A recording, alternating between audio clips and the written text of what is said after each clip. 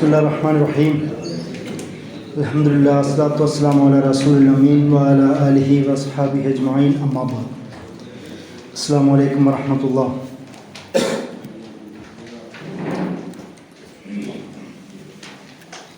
ഉസ്മാനി ഖിലാഫത്തിൻ്റെ പതനത്തിന് ഒരു നൂറ്റാണ്ട്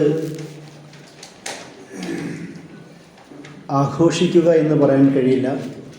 ഒരു നൂറ്റാണ്ട് അനുസ്മരിക്കുന്ന ഒരു ഘട്ടത്തിലാണ് നമ്മളിപ്പോൾ. ഉസ്മാനി ഖിലാഫത്തിൻ്റെ പതനം എപ്പോഴാണ് സംഭവിച്ചത്? 1924 ആണ് എന്നാണ് നമ്മളൊക്കെ കരുതുന്നത്. യഥാർത്ഥത്തിൽ ഇത് വലിയ തെറ്റാണ്. ഖിലാഫത്തിൻ്റെ പതനത്തിന് ഒരുപാട് കാലപ്പഴക്കമുണ്ട്.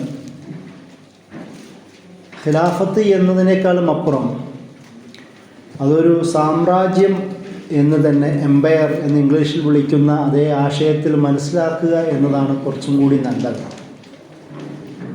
കാരണം ഖിലാഫത്തിൻ്റെ ചരിത്രം ഇപ്പോൾ നമ്മൾ ആലോചിക്കുമ്പോൾ ഒരു സാമ്രാജ്യത്വമാണ്, അല്ലെങ്കിൽ സാമ്രാജ്യ രൂപമാണ് നമ്മുടെ മനസ്സിലുള്ളത്.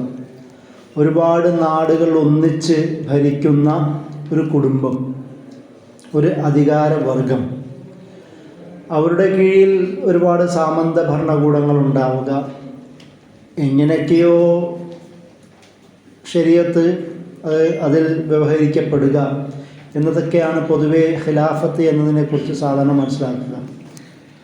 ഇത് പറയാനുള്ള പ്രധാന കാരണം എന്താണെന്ന് വെച്ചാൽ, ഉസ്മാനി ഖിലാഫത്തിനെ കുറിച്ച് വീണ്ടും ചർച്ചകൾ തുർക്കിയിൽ തന്നെ പൊങ്ങി വരാൻ തുടങ്ങി. തുർക്കിക്കാരല്ല ചെയ്തത്, തുർക്കിക്ക് പുറത്തുള്ളവരാണ് ചെയ്തത്. എർദോഗാൻ 2000 ഇലക്ഷനിൽ ജയിക്കുന്നു, 2001 ഇലക്ഷനിൽ ജയിക്കുന്നു.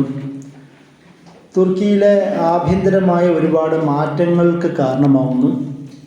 അതോടുകൂടി യൂറോപ്പിൽ മറ്റൊരു ഇമേജ് രൂപപ്പെട്ടു. സെക്കുലറായ തുർക്കിയിൽ വീണ്ടും ഇസ്ലാം വരുന്നു. അവിടെ ഒരു സുൽത്താൻ, in the making of Sultan, Economist, Foreign Policy പോലുള്ള ജേണലുകളിൽ വന്ന ഒരു ടൈറ്റിലാണ്, in the making of Sultan. എർദോഗാനിനെ സുൽത്താനായി ചിത്രീകരിക്കുന്ന, ഖിലാഫത്തിലേക്കുള്ള തിരിച്ചുപോക്ക് എന്ന തരത്തിൽ ഒരു ഇമേജ് പോലും യൂറോപ്യൻ നാടുകളിലുണ്ടായി. എർദോഗാൻ്റെ ആ വിജയങ്ങൾ, തുടരെയുള്ള വിജയങ്ങളുടെ ഫലമായി യൂറോപ്യൻ പത്രങ്ങളും ജേണലുകളും ഉണ്ടായ കാരിക്കേച്ചറുകൾ, ഇമേജുകൾ, കാർട്ടൂണുകൾ നിങ്ങൾ ശ്രദ്ധിച്ചാൽ മനസ്സിലാവും. പഴയ സുൽത്താൻ രൂപത്തിലുള്ള, തുർക്കി തൊപ്പിയൊക്കെ വെച്ചുകൊണ്ടുള്ള വളരെ റെഡിഷായ ഒരു കഥാപാത്രത്തിൽ സുൽത്താൻ ഇമേജ് രൂപപ്പെടുത്തുന്ന ഒരു സംഭവം. എത്രത്തോളം എന്നാൽ ഈ മാറ്റത്തെ ഒരു മുസ്ലിം മെൻറ്റാലിറ്റി ഉള്ള, ഒരു മുസ്ലിങ്ങളോട് കുറച്ചും കൂടി ഫേവറായ നിലപാട് സ്വീകരിക്കുന്ന ഒരു ഭരണകർത്താവിൻ്റെ മാറ്റത്തെ ഇസ്ലാമിക സംഘടനകൾ പോലും തെറ്റിദ്ധരിക്കുകയും അതെല്ലാം ഖിലാഫത്ത് അല്ലെങ്കിൽ വെൽഫെയർ ആയ ഒരു നാട് എന്നൊക്കെ പറഞ്ഞുകൊണ്ടുള്ള ഒരു ലോകത്തേക്ക് എത്തി. അവിടെയൊക്കെ നമ്മൾ ഈ ഭൂതകാലത്തിൽ ജീവിച്ചത് കൊണ്ടും അത് ഖിലാഫത്തിനി വരണമെങ്കിൽ അത് തുർക്കിയിൽ തന്നെ വരണമെന്ന് പറയുന്ന ഒരു ഉട്ടോപ്യൻ കൺസെപ്റ്റ് എങ്ങനെയൊക്കെയോ നമ്മൾ സൂക്ഷിക്കുന്നതും കൊണ്ടാണ് അങ്ങനെയുള്ള ചില ഇമേജുകൾ കേരളത്തിൽ പോലും നല്ലവരായ ദീനീ സ്നേഹികളുടെ മനസ്സിൽ ഉണ്ടായത്. ഇതൊക്കെയും കാരണം അത് തുർക്കി ഒരു കാലത്ത് ഖിലാഫത്തിൻ്റെ സെൻ്ററായിരുന്നു എന്നതുകൊണ്ടാണ്. എത്രത്തോളം എന്നാൽ ഖിലാഫത്ത് സമര പശ്ചാത്തലത്തിൽ വാര്യൻ കുന്നത്തും കുഞ്ഞഹമ്മദ് ഹാജിയും അവരും മലയാള രാജ്യം എന്ന പേരിൽ 6 മാസക്കാലം ഖിലാഫത്ത് സമര പശ്ചാത്തലത്തിൽ ഒരു ഭരണ സംവിധാനം ഉണ്ടാക്കിയപ്പോൾ അവരുടെ പടയാളികൾക്ക് അവർ സ്വീകരിച്ച രൂപം പോലും ഉസ്മാനി മിലിറ്ററി ഡ്രസ് കോഡായിരുന്നു. അങ്ങനെ അത്രയും നമ്മുടെ ഒരു ആദർശ ആഭിമുഖ്യം, പൊളിറ്റിക്കൽ അല്ലെങ്കിൽ ഒരു ഐഡിയോളജിക്കൽ സോളിഡാരിറ്റി ഖിലാഫത്തിൻ്റെ കാലത്തോട് മലയാളികൾ പോലും ചേർത്ത് വെക്കുവാൻ തയ്യാറായിരുന്നു. ഈ ഒരു ഇമാജിനേഷനൊക്കെയും അല്ലെങ്കിൽ ഈ ഒരു ആവേശവും താല്പര്യങ്ങളൊക്കെ രൂപപ്പെടാനുള്ള പ്രധാന കാരണം ഉസ്മാനി ഖിലാഫത്ത് അവസാന കാലത്ത് നമ്മൾ നേരിട്ട് കണ്ട ഒരു ഇസ്ലാമിക ഭരണരൂപമാണ് എന്നതുകൊണ്ടാണ്. ഈ ആമുഖം പറഞ്ഞു വെക്കുന്നത് ഇതിൻ്റെ രൂപീകരണം എങ്ങനെയാണ്, എവിടുന്നാണ് വളർന്നത്, അത് മുസ്ലിം സമൂഹത്തിൽ ഉണ്ടാക്കിയെടുത്ത സ്വാധീനമെന്ത്, അത് സൗത്ത് ഏഷ്യൻ ഇസ്ലാമിക രാഷ്ട്രീയ ചർച്ചകളിൽ, അക്കാദമിക ചർച്ചകളിൽ, ഇസ്ലാമിക് സ്റ്റഡീസ് വ്യവഹാരങ്ങളിൽ, വിദ്യാഭ്യാസ സ്ഥാപനങ്ങളിൽ ഉസ്മാനികൾക്കും ഉസ്മാനി ലോകത്തിനും എത്രത്തോളം പ്രാധാന്യം നമ്മൾ കൊടുത്തിട്ടുണ്ട് എന്നതൊക്കെയും പരാമർശിക്കാൻ വേണ്ടിയിട്ടാണ്. ഉസ്മാനി ചരിത്രത്തെ നമ്മൾ തുടങ്ങുന്നത് സുലൈമാൻ ഷാ എന്ന് വിളിക്കപ്പെടുന്ന കൈ എന്ന് പറയുന്ന ഒരു ഗോത്രത്തിൻ്റെ നേതാവിൻ്റെ ചരിത്രത്തിൽ നിന്നാണ്. കൈ ഗോത്രം ഒരുപാട് തുർക്കിക് വംശജരായ ഒരുപാട് ചെറിയ ചെറിയ ഗോത്രങ്ങൾക്ക് നേതൃത്വം കൊടുത്ത ഒരു പ്രധാന ഗോത്രമാണ് ഈ കൈ ഗോത്രം. അതിൽ ഉസ്മാനികളുടെ ചരിത്രത്തിലെ ഏറ്റവും ആദ്യത്തെ കണ്ണിയായിട്ട് അദ്ദേഹത്തിൻ്റെ പേരാണ് പറയുന്നത്. സുലൈമാൻ ഷാ അദ്ദേഹത്തിൻ്റെ അനുയായികളും മക്കളുമായും ഈ മുഴുവൻ ഗോത്രവുമായും ഏഷ്യ മൈനർ ഭാഗത്ത് നിന്ന് അനത്തോളിയയിലെ ഇന്നത്തെ തുർക്ക് ഭാഗത്തേക്ക് ഒരു യാത്ര തിരിക്കുന്നു. വഴിയിൽ വെച്ച് അദ്ദേഹം നദി കവർ ചെയ്യുന്നതിൻ്റെ ഭാഗത്തിനിടയിൽ അദ്ദേഹം മരിക്കുന്നു. അതിനുശേഷം അദ്ദേഹത്തിൻ്റെ മകനായ എർത്തുറുഗുൽ ആ ഗോത്രത്തിൻ്റെ നേതൃത്വം ഏറ്റെടുക്കുന്നു. അദ്ദേഹം കുറച്ചു കാലം അദ്ദേഹമാണ് ബാക്കി അദ്ദേഹത്തിൻ്റെ ഗോത്രത്തെയും അനുയായികളെയും നേരെ സോഗുത്ത് എന്ന് പറയുന്ന ഇന്നത്തെ തുർക്കിയിലെ അനത്തോളിയിലെ പ്രധാന ഭാഗത്തേക്ക് കൊണ്ടുവരുന്നത്. അവിടെ വരുമ്പോൾ അദ്ദേഹത്തിന് ഒരു ഗോത്ര നേതാവ് മാത്രമാണ്, അല്ലെങ്കിൽ ഒരു ചെറിയ ആ ഗോത്രത്തിൻ്റെ ലീഡർഷിപ്പ് അംഗീകരിച്ച ചെറുകിട ഗോത്രത്തിൻ്റെയും നേതാവ് മാത്രമാണ്. അവിടെ ഒരു സംഭവം പറയുന്നത്, അന്ന് ബൈസാൻഡിയൻകാരുമായോ അല്ലെങ്കിൽ മംഗോളുകാരുമായോ ഏറ്റുമുട്ടിക്കൊണ്ടിരുന്ന അലാവുദ്ദീൻ എന്ന് പറയുന്ന ഈ അവിടുത്തെ ഒരു ലോക്കൽ ഭരണാധികാരിയെ ഇവർ സഹായിക്കുകയും ആ സഹായിച്ചതിൻ്റെ പേരിൽ സോഗത്ത് ഇവർക്ക് എഴുതി കൊടുക്കുകയും ചെയ്തു എന്നാണ്. ഇവരുടെ കീഴിലേക്ക് അധികാരം വരികയും അവർക്കൊരു താമസിക്കാൻ പറ്റുന്ന ഒരു ഭാഗം ലഭിക്കുകയും ചെയ്തു. നൊമാഡ്സുകളായി കയറി ഇറങ്ങി നടന്നിരുന്ന ഇവർക്ക് സെറ്റിൽ ചെയ്യുവാൻ ഒരു നാട് കിട്ടുകയും ആ നാട്ടിൽ താമസമാക്കുകയും ചെയ്യുന്നു. ആ ഇടക്കാണ് 1200-കളിൽ ഇബ്ൻ അറബി എന്ന് ഞാൻ നേരത്തെ പരാമർശിച്ച മഹാനായ പണ്ഡിതൻ, ഒരേ സമയം തന്നെ തഫ്സീർ അദ്ദേഹത്തിൻ്റെതുണ്ട്, അതുപോലെ തന്നെ ഒരു ഫഖീഹായിട്ടും അറിയപ്പെടുന്നു. ഈ ഫിലോസഫിക്കൽ സൂഫിസം എന്ന് പിന്നീട് വിളിക്കപ്പെട്ട ഫിലോസഫി നിറഞ്ഞ സൂഫി ഡൈമെൻഷനിലെ അഗ്രഗണ്യനായും ഇദ്ദേഹത്തെ പരിഗണിക്കപ്പെടുന്നുണ്ട്. അഷെയ്ഖുൽ അക്ബർ എന്നാണ് ഇബ്ൻ അറബീനെ ലോകം വിളിക്കുന്നത്. എൻ്റെ 2022 ഞാൻ എഴുതിയൊരു ബുക്കുണ്ട്. അതിൽ തസവുഫ് ത്വരീക്കത്തുകളുടെ ചരിത്രാഖ്യാനങ്ങൾ എന്നാണ് ആ ബുക്കിൻ്റെ പേര്. അതിൽ ഇബ്ൻ അറബിയുടെ രാഷ്ട്രീയ ചിന്തകളെക്കുറിച്ചും അദ്ദേഹത്തിൻ്റെ പൊളിറ്റിക്കൽ വ്യൂസ് എങ്ങനെയാണ് ഉസ്മാനികളുടെ രാഷ്ട്രീയ ഘടനയിൽ ഇൻഫ്ലുവൻസ് ചെലുത്തിയതെന്നൊക്കെ വിശദീകരിക്കുന്ന ഒരു വലിയ ചാപ്റ്റർ അതിലുണ്ട്. നിങ്ങൾക്കത് വായിക്കാം. ഈ ഇബ്ൻ അറബി അവിടെ എത്തുകയും കുറച്ച് കാലം, ഏകദേശം 2 വട്ടം ഈ സോഗുത്ത് ആ ഭാഗത്തെത്തുകയും എർത്തുറുഗുലും അല്ലെങ്കിൽ ഈ തുർക്കി കൈ ഗോത്രവുമായി കണ്ടുമുട്ടുകയും ഇടക്കാലം അവരവിടെ താമസിക്കുകയും ചെയ്യുന്നുണ്ട്.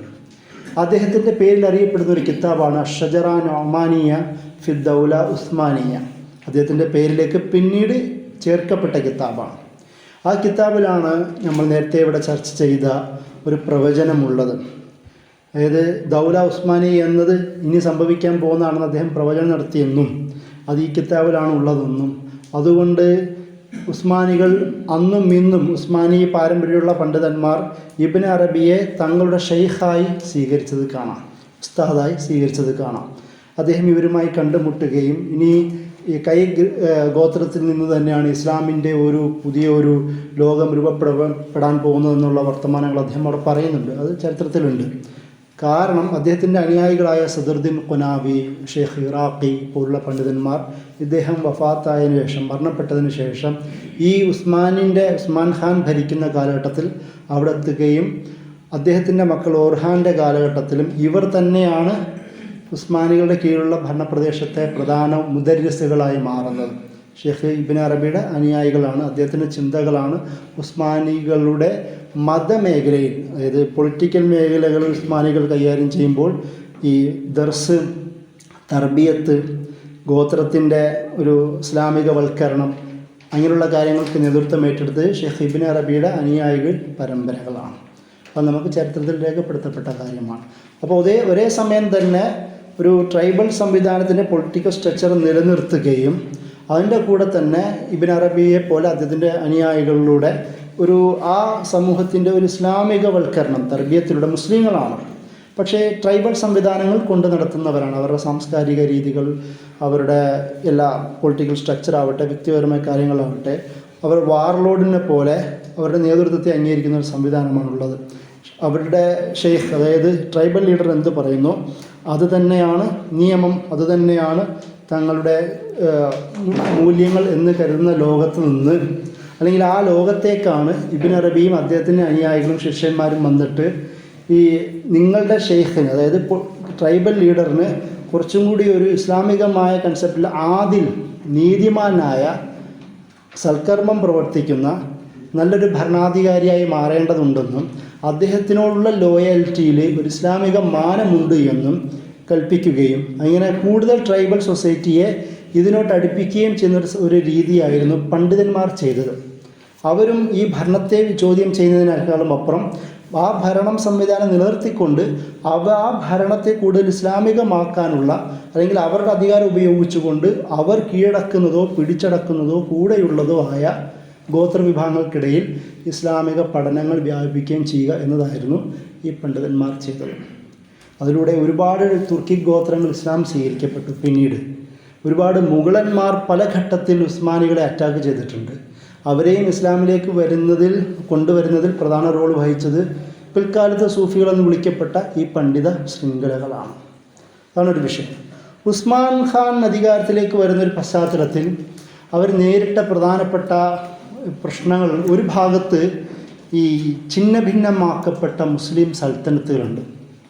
ഖവാരസ്മി കുടുംബം ചില ഭാഗത്തുണ്ട്, ഛിന്ന ഭിന്നമാക്കപ്പെട്ട സെൽജൂക്കി രാജവംശത്തിൻ്റെ ഏതോ രാജകുമാരന്മാർ ചില ഭാഗത്തുണ്ട്, ഗസ്നവികളുടെ ആദ്യഘട്ടങ്ങൾ, അങ്ങനെ ഒരുപാട് അധികാര കേന്ദ്രങ്ങൾ മുസ്ലിങ്ങൾ തന്നെ പല ഭാഗത്തായിട്ട് അനത്തോളിയ, സെൻട്രൽ ഏഷ്യൻ ഭാഗങ്ങളിൽ, തുർക്കി ഭാഗങ്ങളിൽ ഭരിക്കുന്നുണ്ട്. അത് ഉസ്മാൻ ഖാന് പ്രധാന എതിരാളികളായിരുന്നു. കാരണം അധികാരം, പൊളിറ്റിക്കൽ സൊവേനിറ്റി എല്ലാവരും നിലനിർത്താൻ എല്ലാവർക്കും താല്പര്യമാണ്. ഉസ്മാനും പുതിയൊരു നേതാവാണ്. ഈ പ്രദേശങ്ങൾ തങ്ങളിലേക്ക് കൊണ്ടുവരിക എന്നത് ഉസ്മാനും ആഗ്രഹമാണ്. പക്ഷേ ഉസ്മാൻ ഖാനെക്കുറിച്ച് പൊതുവെ തുർക്കി ഹിസ്റ്റോറിയന്മാർ പറയുന്നത് കുറച്ചും കൂടി ഒരു വലിയൻ്റെ സ്വഭാവം നൽകുന്നത് കാണാം. ഒരു വലിയൻ്റെ ഒരു പൊസിഷൻ നൽകുന്നത് കാണാം. ഇബ്നു അറബിയുടെ രചനകളിലോ അല്ലെങ്കിൽ അദ്ദേഹത്തിൻ്റെ അനുയായികളോ അങ്ങനെയാണ് കാണുന്നത്. ഒരു മതഭക്തനായ, അള്ളാഹുവിനോടും ദീനിനോടും മുസ്ലിം ചിഹ്നങ്ങളോടും കൂടുതൽ സ്നേഹമുള്ള ഒരു ഭക്തൻ.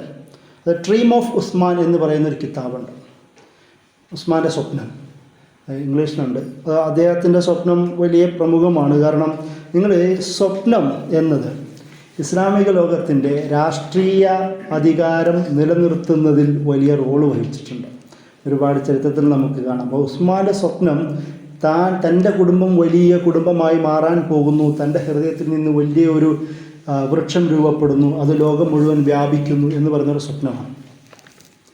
ഷെയ്ഖ് അദബലി എന്ന് പറയുന്ന ഇബ്നു അറബിയുടെയും മറ്റുള്ളവരുടെയും സ്വാധീനമുണ്ടായിരുന്ന വലിയൊരു പണ്ഡിതൻ ആ ഭാഗത്തെത്തുകയും അദ്ദേഹത്തിൻ്റെ മകൾ ബാല എന്ന് പറയുന്ന അവരെ ഉസ്മാൻ വിവാഹം കഴിക്കുകയും അതോടുകൂടി അധികാരം സ്വരൂപം ഉസ്മാനും പണ്ഡിതൻ ദീൻ മതം ഹദബലിയും അദ്ദേഹത്തിൻ്റെ മകളും ഇവർ രണ്ടും കൂടെ സമാഗമം, അതോടുകൂടി ദീനിൻ്റെ ദൗലത്തിൻ്റെ വളർച്ച.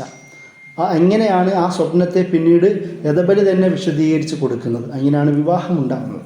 അപ്പോൾ ആ ഒരു വളർച്ചയിലാവുമ്പോഴാണ് ഇദ്ദേഹത്തിൻ്റെ ചുറ്റുപാട് നോക്കുമ്പോൾ പ്രധാന വെല്ലുവിളികൾ ഒന്ന് ഈ ഛിന്ന ഭിന്നമാക്കപ്പെട്ട മുസ്ലിം ഡൈനാസ്റ്റികൾ.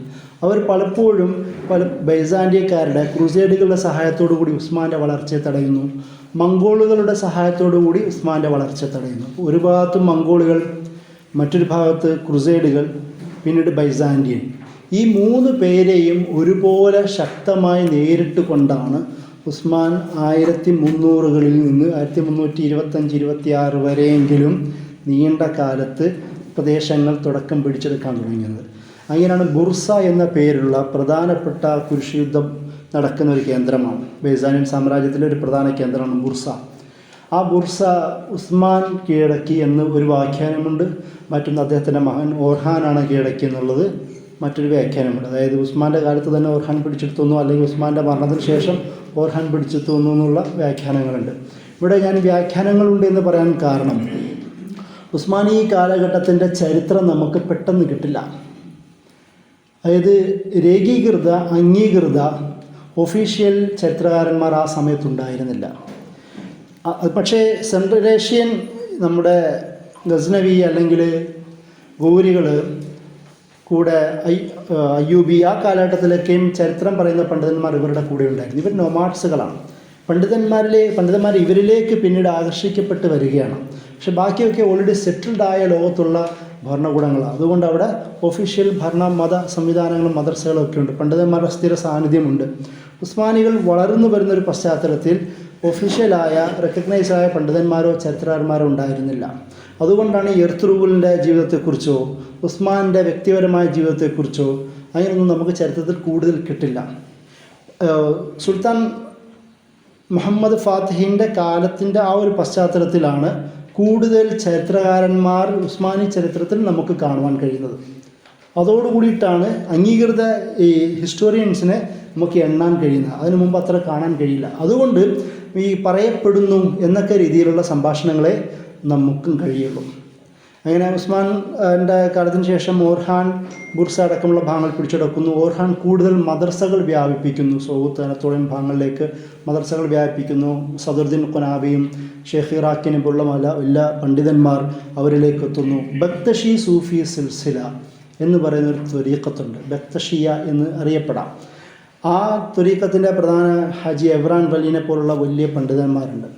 അവർക്ക് ആണുങ്ങളുടെയും പെണ്ണുങ്ങളുടെയും യൂണിറ്റുകളുണ്ട്. ഒരേ സമയം അവർ സൂഫി, അതായത് ദർവേഷുകളാണ്. കറങ്ങി നടന്ന് ഇസ്ലാം പഠിക്കുകയും പഠിപ്പിക്കുകയും ചെയ്യുന്നവരും.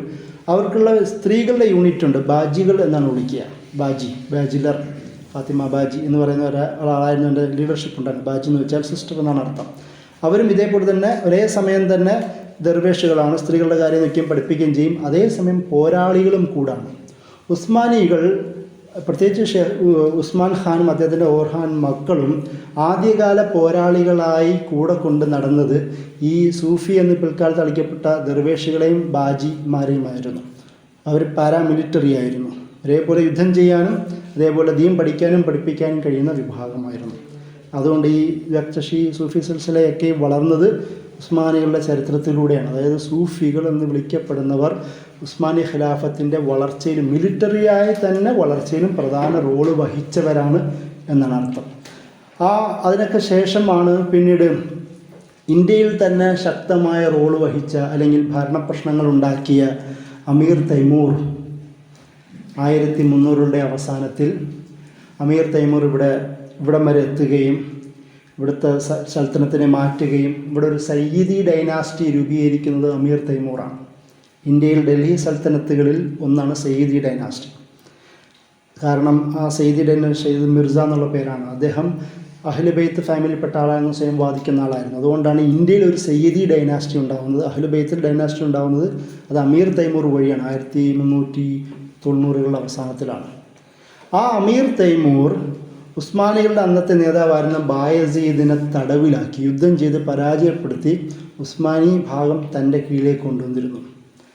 പിന്നീട് അമീർ തൈമൂർ മരിക്കുന്നതോടുകൂടിയിട്ടാണ് വീണ്ടും ഉസ്മാനികൾ വീണ്ടും ഉയർത്തെഴുന്നേൽക്കുകയും അവർ ശക്തമായ ഒരു ഭാഗത്തിലേക്ക് എത്തുകയും അത് പിടിച്ചെടുത്ത ഭാഗങ്ങൾ തിരിച്ചു പിടിക്കുകയും ചെയ്യുന്നത്. അതിൻ്റെയും ചരിത്രം മുന്നോട്ട് പോയിട്ട് 1450കളുടെ പശ്ചാത്തലത്തിലാണ് മുറാദ് എന്ന് പറയുന്ന വലിയൊരു ചക്രവർത്തി സുൽത്താൻ ഉണ്ടാവുന്നത്. അദ്ദേഹത്തിൻ്റെ മകനാണ് സുൽത്താൻ മുഹമ്മദ് ഫാത്തിഹ് രണ്ടാമൻ. 1453 ഇന്നും ലോകത്തെ ഏറ്റവും വലിയ പൊളിറ്റിക്കൽ മൂവ് എന്ന് വിളിക്കപ്പെടുന്ന കോൺസ്റ്റാന്റിനോപ്പിളിൻ്റെ വിജയം സംഭവിക്കുന്നത് 1453 കോൺസ്റ്റാന്റിനോപ്പിളിൻ്റെ വിജയം അത് ചെറിയ കാര്യമല്ല. മുആവിയ റളിയല്ലാഹു അൻഹു, ഉസ്മാൻ റളിയല്ലാഹു അൻഹു മുതൽ പിന്നീട് അതുവരെയുള്ള ഏതൊക്കെ മുസ്ലിം സൽത്തനത്തുകൾ ലോകത്തിൻ്റെ വിവിധ ഭാഗങ്ങൾ ഭരിച്ചിട്ടുണ്ടോ അവരെല്ലാവരുടെയും, പ്രത്യേകിച്ച് നോർത്ത് ആഫ്രിക്കൻ വെസ്റ്റ് ഏഷ്യൻ ഭാഗത്തുള്ള രാജാക്കന്മാർ, അവരുടെ എല്ലാവരുടെയും പ്രധാന ലക്ഷ്യം കോൺസ്റ്റാന്റിനോപ്പിൾ പിടിച്ചടക്കുക എന്നതായിരുന്നു. കാരണം അതിനൊരു ഹദീസിൻ്റെ പിൻബലമുണ്ട്. നമ്മൾ നേരത്തെ സംസാരിച്ചിരുന്നു. ഹദീസ് എന്ന് വെച്ചാൽ ഞാമൽ ജയ്ഷുഹ ഞാമൽ അമീർ എന്ന് പറഞ്ഞിട്ട് ആ ജയ്ഷ് എന്ന് പറയുന്ന ആ ആർമി എത്ര നല്ല ആർമിയാണ്. അത് മാത്രമല്ല ആ ആർമിയുടെ നേതാവ് എത്ര നല്ല നേതാവായിരിക്കുമെന്ന് പറഞ്ഞ അവർ മഹത്വം പറയുന്ന ഹദീസുണ്ട്. പ്രബലമായ ഹദീസാണ്. ഇന്ന് ഇസ്താംബൂളിൽ ഒരു സഹാബിയുടെ മക്ബറയുണ്ട്. അബൂ അയ്യൂബ് അൽ അൻസാരി റളിയല്ലാഹു അൻഹു നബി സല്ലല്ലാഹു അലൈഹി വസല്ലമ മക്കയിൽ നിന്ന് മദീനയിലെത്തിയപ്പോൾ, ഹിജ്റ ചെയ്ത് മദീനയിലെത്തിയപ്പോൾ നബി സല്ലല്ലാഹു അലൈഹി വസല്ലമ വീട്ടിൽ ആദ്യം ആതിഥേയനായി മാറിയത് അബൂ അയ്യൂബ് അൽ അൻസാരി റളിയല്ലാഹു അൻഹുവിൻ്റെ വീട്ടിലാണ്. അദ്ദേഹത്തിൻ്റെ ഖബറുള്ളത് ഇസ്താംബൂളിലാണ്. എങ്ങനെയാണ് അദ്ദേഹം അവിടെ എത്തുന്നത്? മുആവിയ റളിയല്ലാഹുവിൻ്റെ കാലത്ത് യസീദിൻ്റെ ആ സൈന്യം പോകുമ്പോൾ സ്വന്തം ആഗ്രഹപ്രകാരം നല്ല രോഗിയും വയസ്സും ഉണ്ടായിരുന്ന അദ്ദേഹം ആ യുദ്ധത്തിൽ പോവുകയും അവിടെ മരണമടയുകയും, യസീദിനെ കുറിച്ച് പറയുന്ന ഒരു പോരിഷകളിൽ ഒരു പോരിഷ ഇതാണ്. അദ്ദേഹത്തിൻ്റെ ഖബർ ആ ഇസ്താംബൂൾ അന്നത്തെ ഫോർട്ടിൻ്റെ താഴെയാണ് അദ്ദേഹത്തെ അടക്കിയത്. എന്നിട്ട് യസീദ് പറഞ്ഞു, ഒരു ഉത്തരവ് കൊടുത്തത്രേ കഥയാണ്. പറഞ്ഞു, ആരെങ്ങാനും ഈ അയ്യൂബി സ്വഹാബിയുടെ ഖബറിൽ തൊട്ടാൽ ഞാൻ വരും, എൻ്റെ സൈന്യമായി വരും, തകർത്ത് കളയും എന്ന രീതിയിൽ ഒരു വെല്ലുവിളി ഉണ്ടായിരുന്നു അത്രേ. അതുകൊണ്ട് ആരും അദ്ദേഹത്തിൻ്റെ മക്ബറയിൽ തൊട്ടില്ല എന്നാണ്. ഇന്ന് അദ്ദേഹത്തിൻ്റെ മക്ബറ ഇസ്താംബൂളിലാണ്. എന്ന് വെച്ചാൽ ഒന്ന് ആലോചിച്ച് നോക്കുക, ആ ഒരു സ്വപ്നം, എല്ലാവരുടെയും വലിയ സ്വപ്നമായിരുന്നു ഇസ്താംബൂൾ വിജയം. അങ്ങനെയാണ് സുൽത്താൻ മുഹമ്മദ് ഫാത്തിഹ് 3-4 മാസം നീണ്ടു നിൽക്കുന്ന ഒരു ഉപരോധം സംഘടിപ്പിക്കുകയും പരാജയപ്പെടുകയും ചെയ്യുന്നു. ഇപ്പോൾ ഒരു സീരീസ് മുഹമ്മദ് ഫത്തഹ് സുൽത്താൻ എന്ന് പറയുന്ന ഒരു സീരീസ് ഇപ്പോൾ നടക്കുന്നുണ്ട്. താല്പര്യമുള്ളവർക്ക് കാണാം. അതിൽ ഇപ്പോൾ ഇസ്താംബൂൾ വിജയമാണ് അതിൽ ചിത്രീകരിക്കുന്നത്. കുറേ കാലം അത് നടന്നില്ല. അവസാനം അദ്ദേഹം ചെയ്തത് കപ്പലുകൾ ഏറ്റിക്കൊണ്ടുപോയി കരയിൽ കൂടി ഏറ്റി തിരിച്ച് ഫോർട്ടിൻ്റെ സൈഡിൽ കൊണ്ടുവരികയും അവിടുന്ന് അറ്റാക്ക് നടത്തി ഫോർട്ട് തകർക്കുകയും ചെയ്തിട്ടാണ് സുൽത്താൻ മുഹമ്മദ് ഫാത്തിഹ് കയറിയത്. കാരണം കടൽ കടന്ന് പോകാൻ പറ്റുന്ന സാഹചര്യമായിരുന്നില്ല. അതുകൊണ്ട് ഭയങ്കരം വല്ലാത്തൊരു സ്ട്രാറ്റജി അദ്ദേഹം ഉപയോഗിക്കുകയും, ക്രേസി ആണെന്നായിരുന്നു പലരും അദ്ദേഹത്തെ കണ്ടത്. ഭ്രാന്തനായിരുന്നു അദ്ദേഹം. ഭ്രാന്തായിപ്പോയി, പിടിച്ചെടുക്കാൻ അതിന് മനസ്സ് വിട്ടുപോയി എന്നൊക്കെ ആൾക്കാർ കരുതിയിരുന്ന ഒരു പശ്ചാത്തലം കൂടെ ഉണ്ട്. കപ്പലുകൾ ഏറ്റിക്കൊണ്ടുപോയത്രേ, തുന്തിത്തള്ളി കരയുടെ കൊണ്ടുപോയി അദ്ദേഹം ചുറ്റുപാടുമുള്ള കാടുകൾ അടിച്ച് വൃത്തിയാക്കി കപ്പലുകൾ തിരിച്ചു കൊണ്ടുവന്നിട്ടാണ് അവിടുന്ന് അറ്റാക്ക് ചെയ്യാണ് ചെയ്തത്. വലിയ വെടിക്കോപ്പുകളും അദ്ദേഹം, ഇന്നത്തെ പീരങ്കികൾ അദ്ദേഹം അതേപോലെയാണ് ഏറ്റിക്കൊണ്ടുപോകാൻ അദ്ദേഹം സൈനികരെ നിർബന്ധം ചെലുത്തുകയും അങ്ങനെയാണ് അദ്ദേഹം ജയിച്ചത്. ഏകദേശം 2-3 മാസത്തിൻ്റെ ഉപരോധത്തിൻ്റെ ഭാഗമായിട്ടാണ് ജനിച്ചത്. അങ്ങനെയാണ് അതിലേക്ക് ആദ്യമായി കയറുന്നത്. അവിടെയാണ് നമ്മൾ ഹയാ സോഫിയയുടെ ചരിത്രം കണക്ട് ചെയ്യുന്നത്. ഹയാ സോഫിയയുടെ ഈ അടുത്ത് എർദോഗാൻ ഹയാ സോഫിയയെ വീണ്ടും അതിനെ പള്ളിയാക്കി മാറ്റിയത് വലിയ വിവാദമായി മാറിയിരുന്നു. അവിടെ ഒരു വിഷയം വരുന്നത്, ഹയാ സോഫിയനെ കമാൽ പാഷ അതിനെ മ്യൂസിയമാക്കി മാറ്റിയാണ് ചെയ്തത്. ഒരു ചർച്ച ആയിരുന്നത് മ്യൂസിയമാക്കി മാറ്റി, പള്ളിയായി മാറി. പള്ളീനെ മ്യൂസിയമാക്കി മാറ്റി. എർദോഗാൻ അതിനെ പള്ളിയാക്കി മാറ്റി. ആക്ച്വലി എർദോഗാൻ അല്ല, മുഹമ്മദ് ഫാത്തിഹ് ഖാൻ ഫൗണ്ടേഷൻ എന്ന് പറയുന്ന ഒരു ഗ്രൂപ്പുണ്ട്. ആ ഗ്രൂപ്പാണ് ഇതിനു വേണ്ടി വാദിച്ചത്. അവരാണ് ജയിച്ചത്. സ്വാഭാവികമായും പൊളിറ്റിക്കൽ സപ്പോർട്ടുണ്ട്, എർദോഗാൻ്റെ സപ്പോർട്ടുള്ളതും ഒരു ഭാഗമായി മാറി. നിങ്ങൾ മനസ്സിലാക്കേണ്ടത്, ആധുനിക തുർക്കിയിലെ ഈ ജുഡീഷ്യറി എന്ന് പറയുന്നത് ഭരണകൂടത്തിൽ നിന്നും ഭയങ്കര വ്യത്യസ്തമാണ്. അങ്ങനെയൊന്നും സ്വാധീനം ചെലുത്താൻ പറ്റുന്ന സംവിധാനമല്ല. പക്കാ സെക്കുലർ കെമാലിസ്റ്റ് കാഴ്ചപ്പാടുള്ളവരാണ് ഇപ്പോഴും അവിടുത്തെ ഈ ജുഡീഷ്യറിയിൽ അധികമുള്ളത്. എന്നിട്ട് പോലും ഈ നിയമത്തിൻ്റെ പോരാട്ടത്തിൻ്റെ ഭാഗമായി അവർക്ക് തിരിച്ചു പിടിക്കാൻ കഴിഞ്ഞു എന്നുള്ളതും മറ്റൊരു വിഷയമാണ്. ഈ ഹയാ സോഫിയയുടെ ചർച്ച ആദ്യം തുടങ്ങുന്നത്, യഥാർത്ഥത്തിൽ ഇതൊരു ചർച്ച ആവുന്നതിന് മുമ്പ് ഈ ഷാമാൻ കൺസെപ്റ്റുകളുണ്ട്. ഈ അഗ്നി ആരാധകരെ പോലുള്ള ആൾക്കാരുടെ ഒരു പഴയ മന്ദിരമായിരുന്നത്രേ. പിന്നീട് ഈ ക്രിസ്ത്യൻ ഭരണകൂടങ്ങൾ അത് പിടിച്ചെടുക്കുകയും അതിനെ ക്രിസ്ത്യൻ സംവിധാനമാക്കി മാറ്റിയതാണത്രേ. അങ്ങനെയാണ് അതിൻ്റെ ചരിത്രം. ആക്ച്വലി അവിടെ കോൺസ്റ്റാന്റിനോപ്പിളിൽ അധികാര ആരോഹണം നടക്കുമ്പോൾ അത് ഹയാ സോഫിയയിൽ വെച്ചുകൊണ്ടായിരുന്നു അതിൻ്റെ ഒരു ആഘോഷ പ്രണയങ്ങൾ നടത്തിയിരുന്നത്. അതാണ് അതിൻ്റെ ഒരു പ്രാധാന്യം. പക്ഷേ ഈ കാത്തലിക്സ് ഓർത്തഡോക്സ് തമ്മിലുള്ള ശക്തമായ ഫൈറ്റ് തുടങ്ങുന്ന ഒരു പശ്ചാത്തലത്തിൽ ഇവർ ഈ ഹയാ സോഫിയയെ സംരക്ഷിക്കുന്നതിലും പരിഗണിക്കുന്നതിലും ഒരു അവധാനത കാണിച്ചു. അത് അവഗണിച്ച് കളയാണ് ചെയ്തത്. അതായത് ചരിത്രം പറയുന്നത്, സുൽത്താൻ മുഹമ്മദ് ഫാത്തിഹ് കോൺസ്റ്റാന്റിനോപ്പിൾ പിടിച്ചെടുത്ത് ഹയാ സോഫിയയിലേക്ക് എത്തുമ്പോൾ വളരെ ദുർബലമായ അവസ്ഥയിലായിരുന്നു ഉണ്ടായിരുന്നത്.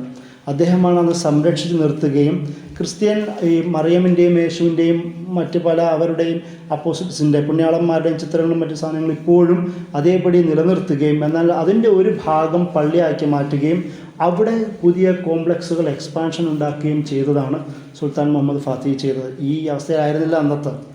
ഒരുപാട് അദ്ദേഹം ഡെവലപ്പ് ചെയ്തു. കാരണം പക്ഷേ അതേസമയം തന്നെ അവരുടെ ആരാധന പ്രത്യേക ചിഹ്നങ്ങളെയും സിമ്പലുകളെയും അതേപോലെ സംരക്ഷിക്കുകയാണ് അദ്ദേഹം ചെയ്തത്.